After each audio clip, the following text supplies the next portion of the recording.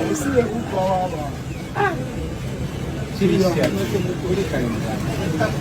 Kuli kaina.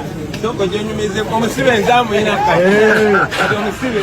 Yaman. Ngo wenyera. Yanji ba. Abantu abawenyera batubira. Wali gamba gondi.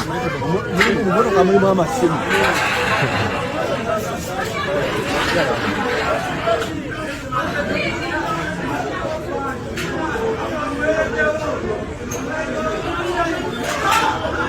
Bwe bati baddira akuli okumpi ennyo ne bamuta ne bagenda bagamba abantu ntolaba oyo munnaffe tukolagana naye tolaba nti ne mukwano gwe edi mutoye twamutadde yateesezza naffe ne baddirawo omulenzi omunakunaku ye ne bamutta ali prominent naye ow'amaanyi maanyi awo ye ne bamutta John Bosco Kibalama. Eddie Mutwe released. Akireo. John Bosco killed. Achireo released. Released. John Bosco afideo. Olivia Lutalia retained. Kati mu bantu bo bano na kuchanga feke tulina okukola tulina kuteekawo pressure emu. You are not supposed to arrest anyone. Tolina kwata muntu waffe n'omu in the first place. Okujjako ng'oyise mu mateeka. Era naye n'omuwozesa mu mateeka. By'okoze byonna ebirala after that tebitukwatako. Era ne president waffe yakigambye ffe tetufaayo ngeri muntu oba bamutadde batya kyetufaayo bamutadde. Ffe olwaleero akireewo bamutadde kituufu yabadde ateekwa na kuteebwa yesterday. Era tubabuuza n'ababuuza nti lwaki mwamukwata in the first place. Era bagamba nti tumukkiriza yeeyimirirwe n'abalala balina okweyimirira kuba ddembe lyabwe tolina gw'oyambye. Oli mugambe tolina ky'otugamba oba akireewo omuwadde beyiro n'ekyo kibi nnyo kubanga wali okutte na waaki. Ne kakati bajja tuzanyiranga ku bwongo bajja ne bakwata ono oyo ne bamutta ne bakwata ono oyo ne bamutta ono ne bakwata ono oyo ne bamureleasing ate nkyane byonna ne bajja ne batandika okutuzanyirawo ku bwongo. Propaganda ono bamuteekamu ssente nnyingi nnyo. Eno enkola yaabwe bagiruddemu. Alright, omulungi atugoberera ku mukutu gwa Credible Media. Assalamu alaikum wa rahmatullahi wa barakatuh. Ganja Fadige manya. Tubaza okulike anti mutambula naffe na bwekito tubasaba okusubscribinga, okulikinga, wamu n'okusharinga content waffe twongera okulike anti tambula ffenna. Nako lwali tutandise ne video ey'omukulu akireewo Kivumbi ono nno nga yakulira security wali ku kitebe ekikulu ekya National Unity Platform e Makerere Kavule. Ono nno olunaku olw'ejjo ya grantingiddwa bail oba yaweereddwa bail ku misango boolyawo gyali mu kuwera ennemba nagyo. Emisango gino mwemuli okulabika nti yasangibwa n'ebimu ku byambalo bya gavumenti nga mu byo mwalimu ennyuta eziri ku mutendera gw'obwakkano. Kino nno kyaleetera ab'ebitongole ebikuuma ddembe okugenda ewuwe okunoonya obujulizi bwe baga nti bwe bumuluma era nga bwe bwamuleetera okuteekebwa mu nkomyo. Emyezi 3 Emabega akireewo Kivumbi ono lwe yateekebwa mu nkomyo baagenda mu makaage agasangibwa mu bitundu eby'ennansana ne bakola check. Era mu check eno ne defense w'ekyalo yaliko ne bafaakuuza ne banoonya nnyumba yonna mu bisenge byonna eby'abaana n'eby'abakulu gye baasanga mbu ennyota zino. Era mu kusanga ennyota zino twawulira amaloboozi oboolyawo agalaga okwemulugunya nti ennyota zino zaateereddwa mu buteebwa. Waliwo ne neighbor omu atayagala kwatuukirizibwa mannya era eyatya ne kamera z'abantu eyali alumiriza nti nina ebintu bye nalabye nga basuula mu ddinisa ery'ekisenge ky'abaana ng'ate babitongole bikuuma ddembe bennyini. Mu kisenge kyennyini mwe bajja ennyota zino okusinziira ku information.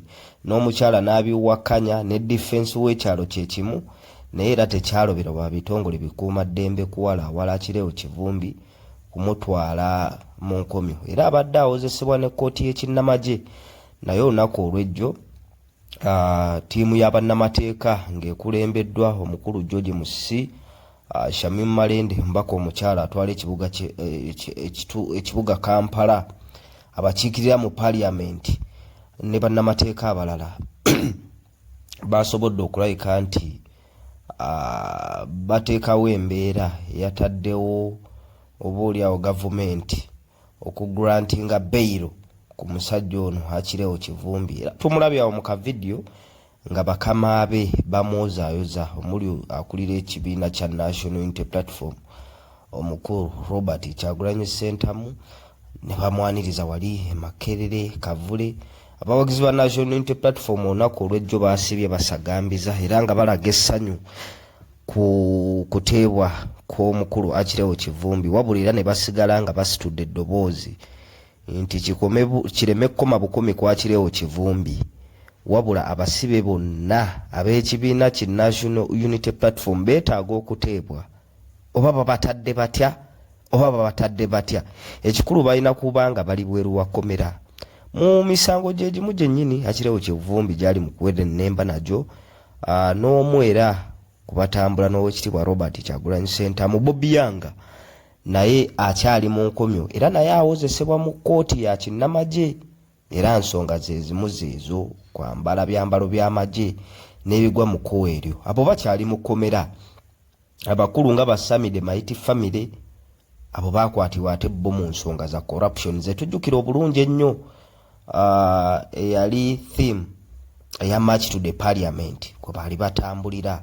Bavubuka abawerera ddala 100+ bakwatibwa. Muno nno mwalimu abavubuka abazi universities ez'enjawulo, activists ab'enjawulo bakwatibwa naye abasinga babata ku kakalu ka kkooti.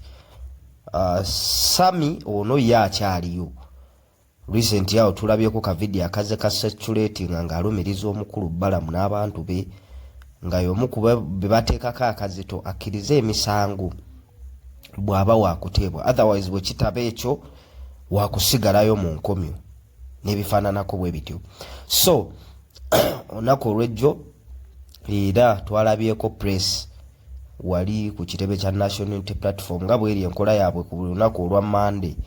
Bavaayo boolyawo ne batangaaza ensi ku biki ebitambula mu kisaawe ky'ebyobufuzi wano e Kampala, Uganda.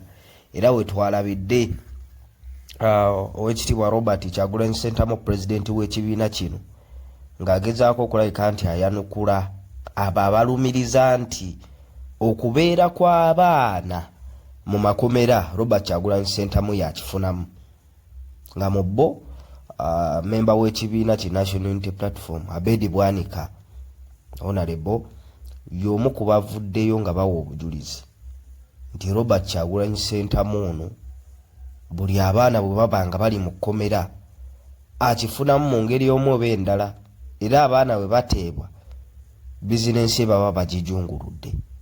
Robert Kyagulanyi Ssentamu n'avaayo okwanukula Abedi Bwanika n'amugamba bw'ebanga ye endowoozayo sijja kwewuunya nnyo bigambo by'oyogera, naye bwe kiba nze ng'okusiba kw'abaana mutandise kunenyereza nze okusinga oyo abateekayo, then kati mwababaako obaoliawo kitali kituufu.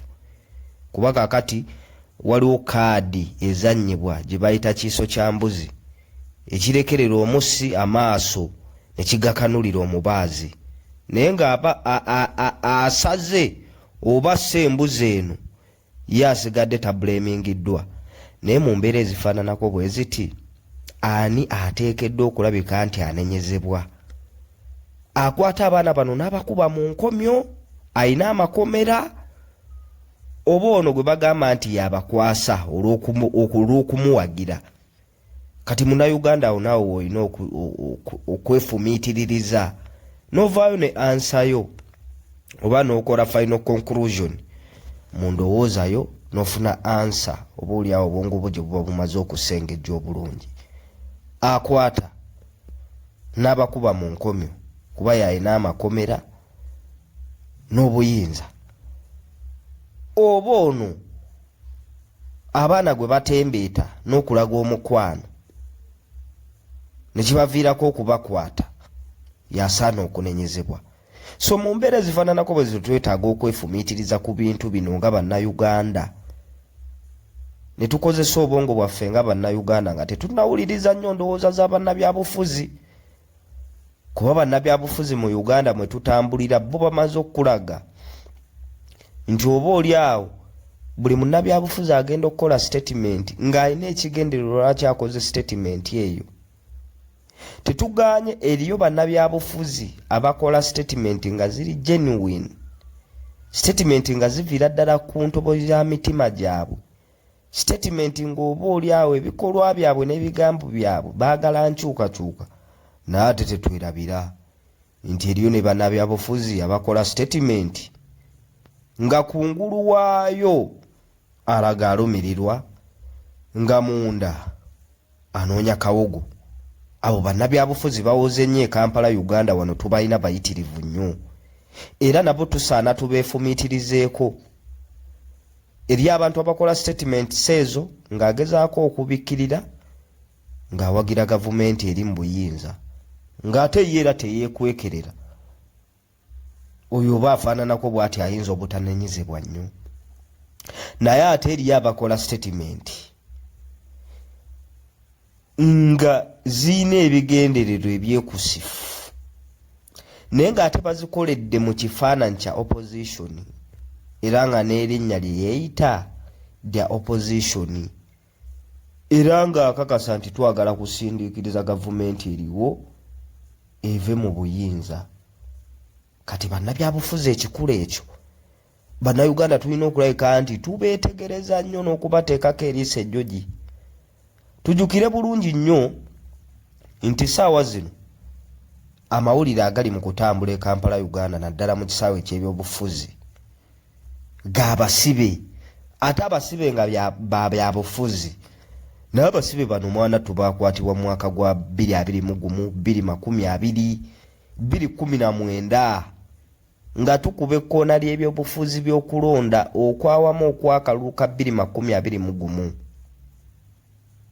Okitegeera ne webuli kati nga tubulayo omwaka gumu tuddemu tukkire obubookisi mu kalulu ka 2026.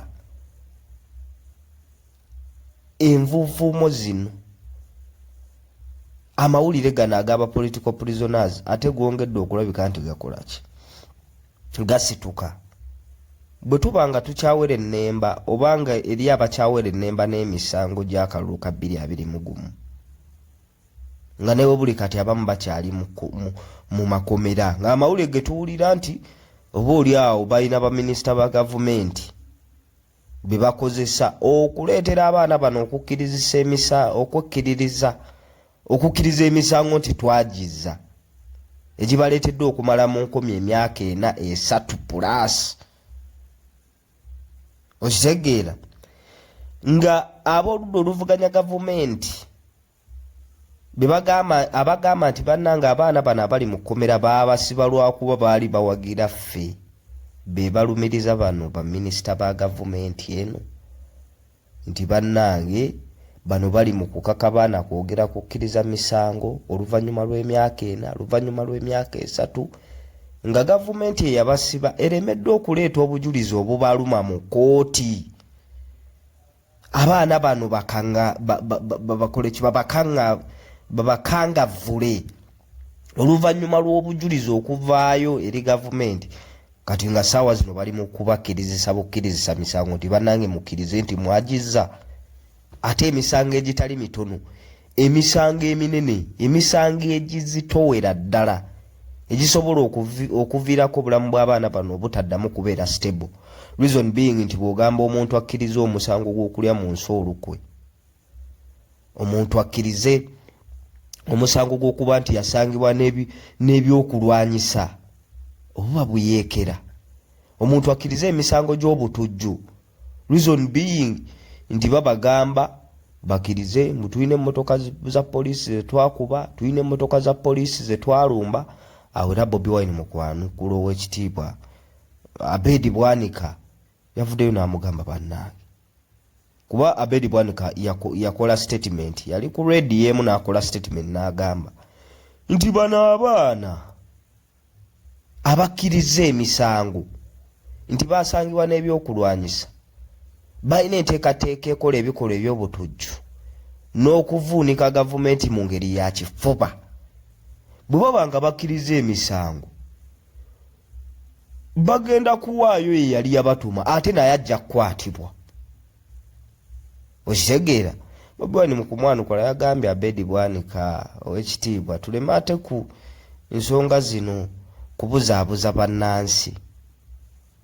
Abaana bano bwe babanga ddala kituufu bakkiriza emisango egyo nti baayo emmotoka za gavumenti baalumba poliisi obadde mu ggwanga lyerimu naffe mwe tubadde tuwulire breaking news nti poliisi y'e Kannabulemu bagikumyeko omuliro, nti poliisi y'e Kasese bagikubyeko omuliro, nti emmotoka ya poliisi bweti bagiteekedde omuliro.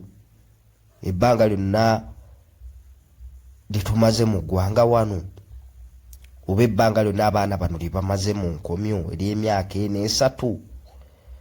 Breaking story ki yavaayo n'omutwe omukulu bwe gutyo nti bannange poliisi y'egundi abantu abatannategeerekeka bagikumyeko omuliro. Kuba kati bano abaana bwe bujulizi bwe baleeta oba byebyo bye babaleeteddwa okukkiriza. So mu mbeera ezifaananako bwe ziti ekisinga okulabika nti kyennyamiza kwe kuba nti ebikolwa ebigwa mweno kaliba oba emisango gino tukyawere nembana gy'akalulu ka 2021 kyokka nga ate twapulokinga akalulu ka 2026 yembeera yemu bannayuganda abagenda okukkiririza mu sayidi emu mwe bagenda okuyisibwa. Kubeera bwe tuba tugenda mu kalulu eri abagenda okuwagira gavumenti eri abatagenda giwagira ngera bagenda kutambulira ku sayidi y'oludda oluvuganya gavumenti naddala oyo asinga amaanyi ku ludda oluvuganya gavumenti nabeera bagenda bakwata babakuba emmida. Tunaaba bwe tutyo mu ggwanga erigamba nti lirimu demokrasi. Ng'ate demokrasi ow'ekimemmette kiki kyategeeza demokrasiya ow'ekimemmette? Ategeeza kuba nti abantu bwe beesimbawo bapresentinga ideologies zaabwe. Bwe bapresentinga ideologies zaabwe abantu bo ne balondako ani gwe banaatambula naye ani gwe batagenda kutambula naye. Afuna majority ku bantu oba oli awo ne yeesogga ennyumba enkulu ey'eggwanga oba State House. Then atafunye n'afuuka ow'oludda oluvuganya n'abantu baba bamuwadde obululu. Neddala kituufu ekyo kye kiri e Kampala Uganda wano. Kampala Uganda ngajjudde kusika miguwa. Kampala Uganda ngajjudde ebikolwa oba oli awo ebyoleka nti demokrasi yandibanga taliiwo naddala ku b'oludda oluvuganya gavumenti. Mbagambye tukyawere nnemba na misango gy'abasibe by'ababufuzi ba 2021 naye tugenda yingira 2026. Okitegeera? Kitegeeza ne 2026 chances weziri era okukwata abasibe by'ebyobufuzi tunaabeera mu mbeera eyo pakaddi. Tunaabeera mu mbeera ezifaananako bwe zityo pakaddi.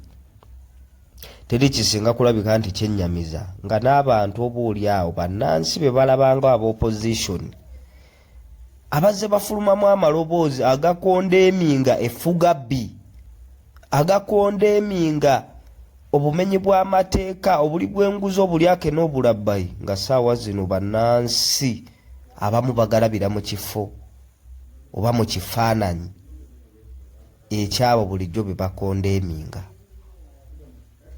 Okwerumiriza, okwekonjera kimalamu munnayuganda amaanyi. Kandi naawe wensabira munnayuganda oba wenkuwulira munnayuganda yenna ali eyo, nze enjiri gye ntambuza nze nga nze omuntu yakulabika nti teweesiga munnabyabufuzi yenna. bw'oba owulira nga oyaayaanira enkyukakyuka gwe nga ggwe omuntu oyaayaanira enkyukakyuka baako by'okola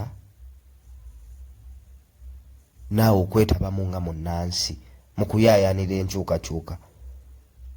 Osobola okukozesa eddoboozi lyo, osobola okukozesa ensimbi zo, kyonna ky'osobola okukola okulabika nti otakabana eggwanga ly'okugyamu enkyukakyuka. Kuba eggwanga buli liba nga balitambuza mu ngeri ya zigizaga, ng'eggwanga tebalitwala nga nsonga. Abakulembeze be twasindika mu paliamenti okiikirira ebirowoozo byaffe ng'abantu, bakiikirira birowoozo byabwe ng'abantu, nga twabasindika kutuusa birowoozo byaffe ng'abalonzi baabwe barepresentinga. Wabula ng'ekiri eri kugabana kawogo kuba bibejjagalo, bonna kulya kupinduuka, naye ng'ekibapinduula nsimbi ya wa musolo. Gwe gy'osasulira omusolo olinde service delivery, wabula ng'ekyamazima service delivery tomufuna ku ground. Bw'ogenda mu masomero facilities teri, abaana naddala amasomero ga gavumenti basomera mu buzimba obukutte embinabina, abala basomera miti. Bw'ogenda mu malwaliro eddagala lyakuwa manta, bakutuma mu pharmacies eziri ebweru nti genda ogula eddagala bweriti ne bweriti, naye nga Munnayuganda asasula omusolo ogulina okuteeka eddagala mu ddwaliro lye erya gavumenti. Ng'enguudo osula mu nguudo mbi nzibu, unemployment mu bavubuka nga gavumenti tekoze kimala oba oli awo kubateekerateekera. Bavubuka bano biki bye banaakola?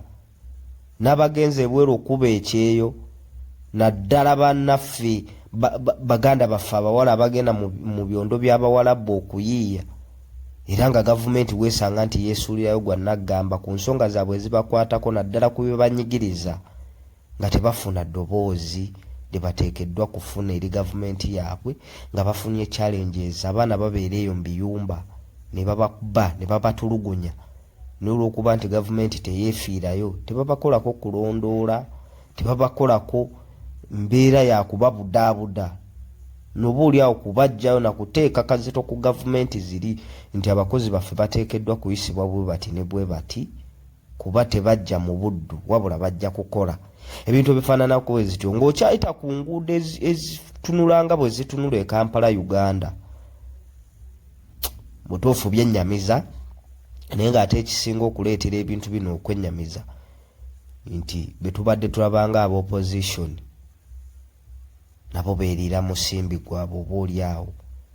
Abatono ddala be bakyayimiridde ku mazima. Kakati gwe Munnayuganda gwe batadde mu kubuzaabuzibwa, kuba abantu bwe bajja buli omu ayogera bibye. Ku mikutu gino tukyaza abantu ab'enjawulo abalina endowooza zaabwe, naye temwerabira nti mu bantu be tukyaza eriyo n'aboogerera embuto zaabwe, naye nga bw'omulaba bw'oti oyinza ogamba ayogerera ggwe.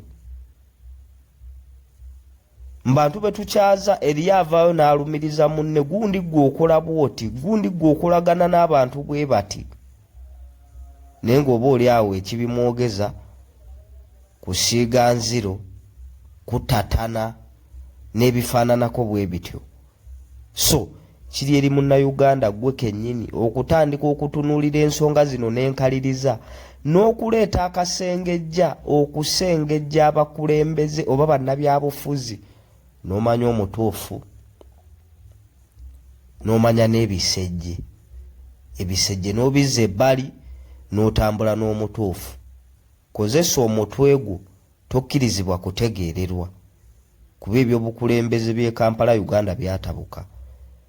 Wakati mu kuteekawo ebbula ly'emirimu ne polisi ze zitasobozesa Munnayuganda kugaggawala, obwavu kati busenkenya Bannayuganda. Obwavu ze zimu ku wiponi badikiteta ze bakozesa okwongera okusigala nga beekuumidde mu buyinza. Jjukira bwe babalumya enjala, be mulonda okukiikirira olw'okuba nti nabo bavuddemu mmwe, nga nabo bazinkulubuse, nga nabo banaku bazibu, bwe batuuka eri babakanyugira obukunkumuka. Bwe bali obukunkumuka beerabirira ddala ennaku gye baavaamu.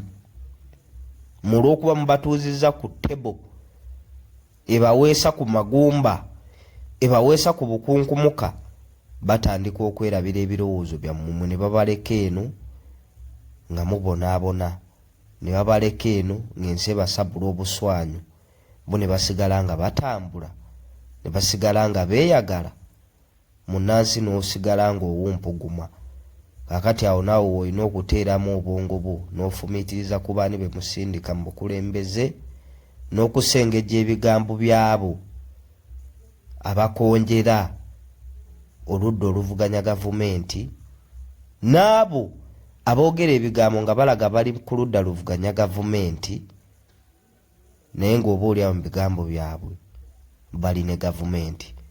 Tubaza okulabika nti mutambula naffe ku mukutu ogwa Credible Media UG Ganja Fahd ge mannya.